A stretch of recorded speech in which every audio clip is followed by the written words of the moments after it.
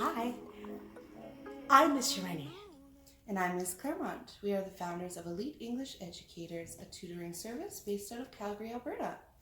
And today we're going to be doing a read aloud with Remembrance Day coming up really soon here in Canada on November 11th. We're going to read Finding Winnie, a true story of the world's most famous bear. It is by Lindsay Mattick, illustrated by Sophie Blackall. Let's begin.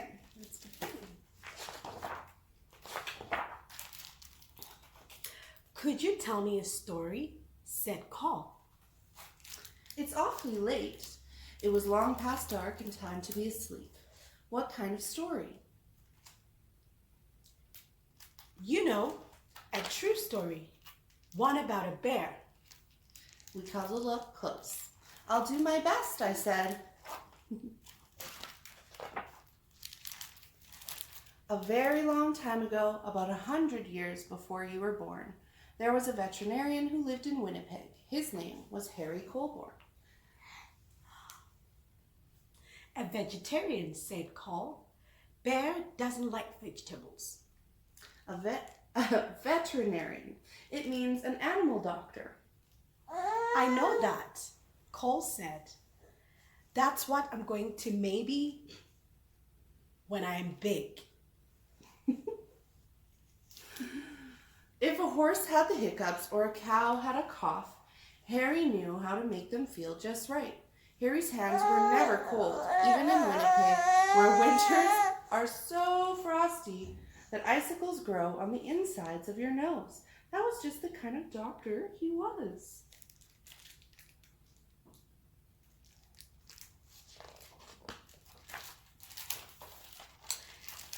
But a day came when Harry had to say goodbye to Winnipeg. There was a war far, far away, beyond the end of the country and on the other side of the ocean. And he was going to help. Would be caring for the other soldiers' horses. Harry rode east on a train full of other soldiers. He leaned his head against the window, watching the land scroll by, wondering what it would be like to be so far from home. Okay. This is a blooper. That was funny. Good job. Okay. Let her sit on the floor. The train rolled right through dinner and over the sunset and around 10 o'clock and into a nap and out the next day until it stopped at a place called White River. Harry decided to stretch his legs.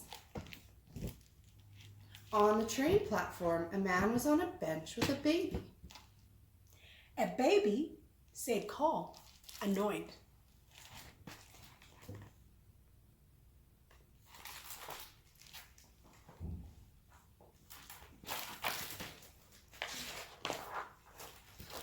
A baby bear, a cub. Harry stopped. It's not every day that you see a bear cub at a train station. That bear has lost its mother, he thought, and that man must be the trapper who got her. What do trappers do? Said Call. It's what trappers do. Sorry. It's what trappers don't do. They don't raise bears. Raise them?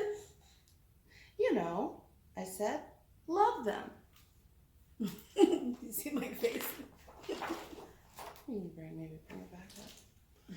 Harry thought for a long time. Then he said to himself, there is something special about that bear. He felt inside his pocket and said, I shouldn't. He paced back and forth and said, I can't. Then his heart made up his mind and he walked up to the trapper and said, I'll give you $20 for the bear. Is $20 a lot? Asked Cole. Back then, I said, even more than a lot.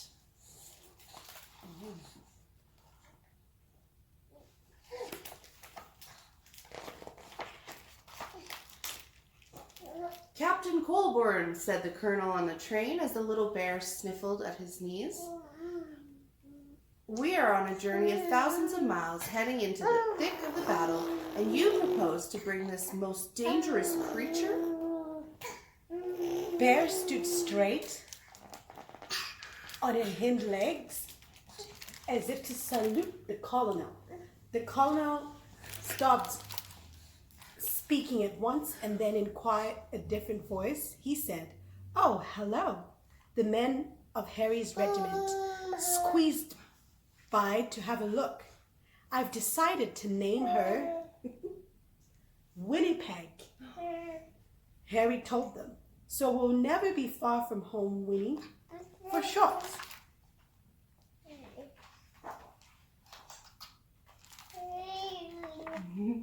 They had a very long way to travel, and they had already gone 3 to 4 feet when Winnie grew hungry.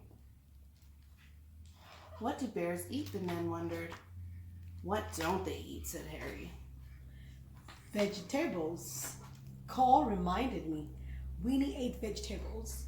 I said she ate everything except onions. They brought her carrots and potatoes and apples and tomatoes and eggs and beans and bread and a tin of fish and some slop in a dish, but Winnie was still hungry. "How about dessert?" said Harry, holding up a bottle of condensed milk, taking the treat in her paws. Winnie lay on her back and hummed a happy song as she drank. The men roared.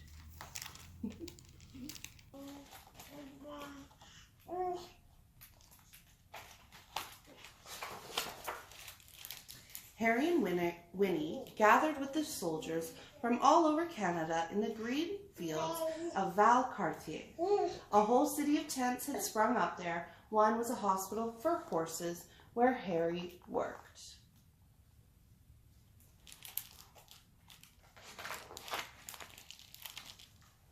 Winnie was in the army now. Harry taught her to stand up straight and hold her high and turn this way and that, just so. Soon she was assigned her own post. Even the colonel agreed that Winnie was a remarkable bear. She might have been the best navigator in the whole army. If you hit something, could she find it? She could. What if it was farther away? And farther still? Remarkable, he cried. In the evenings, both of them were too tired to move. When Harry thought about Winnie and the voyage across the ocean, his head said, "I shouldn't." His head said, "I can't." But his heart made up his mind.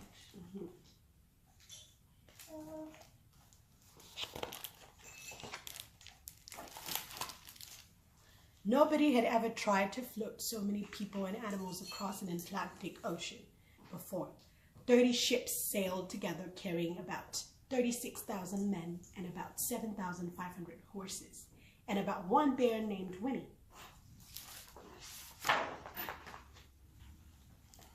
When they finally arrived in England, the regiment went to training on the Salisbury Plain, where it rained and rained and rained.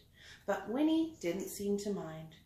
She was the mascot of the 2nd Canadian Infantry Brigade, and she attended her post with vigor. One day Harry came running while she was doing her exercises in the tent. "You'll bring the whole place down," he said with a laugh. She had grown.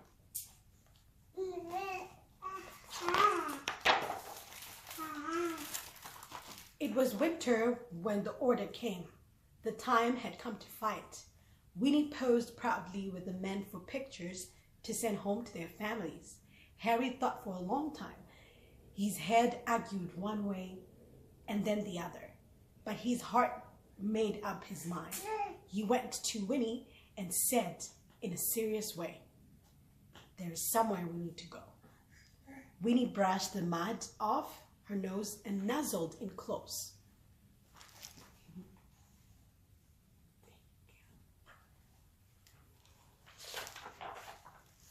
Harry drove all the way to the big city.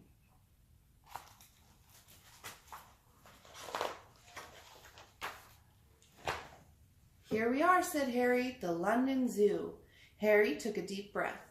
"Winnie, this is going to be your home for a while," he said. She tilted her head. "We're shipping out to France," he explained. "I have to take care of the horses at the front." She rested her big head against him. "I know you want to come, but it's not safe." Winnie's head bowed. Harry's hands were warm as sunshine as usual. "There's something you must always remember," Harry said. "It's the most important thing, really. Even if we're apart, I'll always love you. You'll always be my bear." Right. Oh,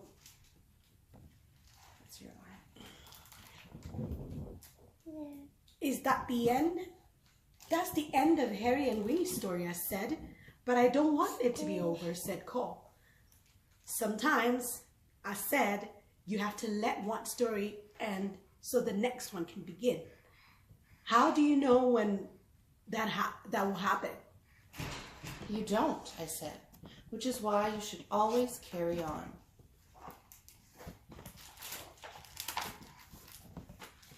Once upon a time, there was a little boy with a stuffed bear. He had had his bear ever since he was a baby, but somehow the boy never found the right name for him. He had tried Teddy, Edward, and even Big Bear.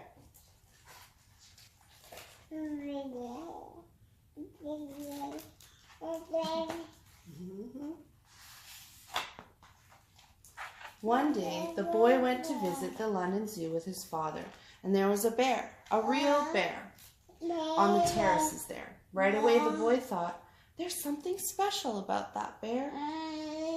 Her name was Winnie. They became true friends. The boy was allowed to come right inside her enclosure to play. Once the boy had found Winnie, he knew just what to call his stuffed bear. He named it Winnie the Pooh. And the boy was called Cole. Said Cole. His name was Christopher Robin Milne. Christopher Robin would visit Winnie at the zoo, and then he would take his stuffed animal on all sorts of adventures in the wood behind his home. His father, Alan Alexander Milne, wrote books all about that. Harry's Winnie became Winnie the Pooh, and there's never been a more beloved bear. "But what about Harry?" Cole said.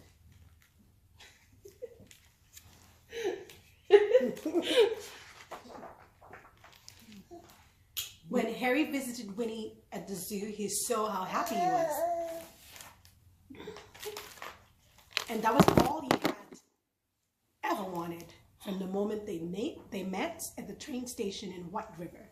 So after the war, Harry returned to Winnipeg, and his life as an animal doctor, before long, he was married and had a son named Fred, and Fred had a daughter named Lauren, and Lauren had a daughter named Lindsay, which is me.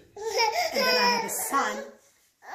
When I saw you, I thought there is something special about the boy. So I named you after your great-great-grandfather, Captain Harry Colborne. I named you Cole.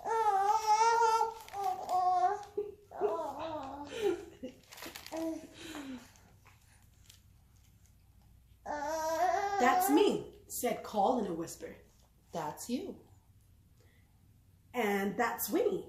"Yes," I said, "that's Winnie." And it's all true. Sometimes the best stories are, I said. Cole's eyes grew big, and he said nothing for a long time. Then he hugged his own bear close and let out a yawn that reached very far away, and they both turned over and fell asleep.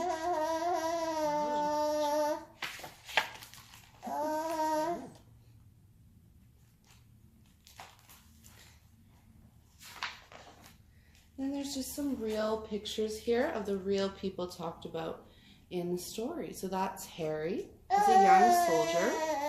These are his diaries that he kept. They're from World War I. This was the diary from 1914, the first year of the war. And this diary page from the day Harry found Winnie on August 24th, 1914. He wrote, bought bear $20.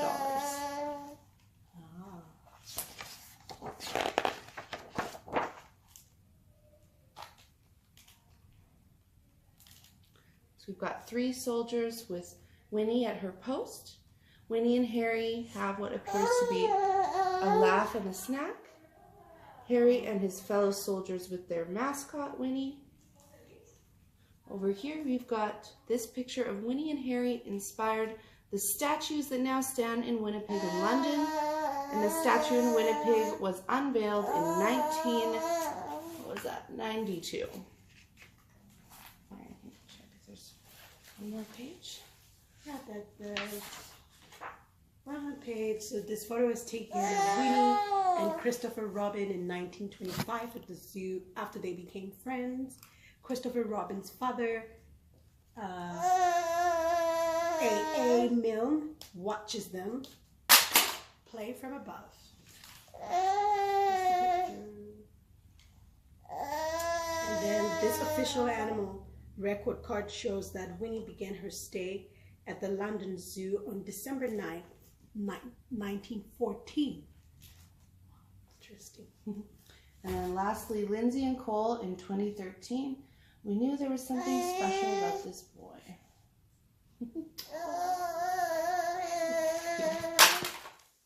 Closer. Yeah, so it's just a really great story that shows the truth behind the famous story Winnie the Pooh, and really relates to Remembrance Day. We hope you enjoyed it. Yes. And we hope Mila wasn't too distracting during this read aloud. But those are the reality.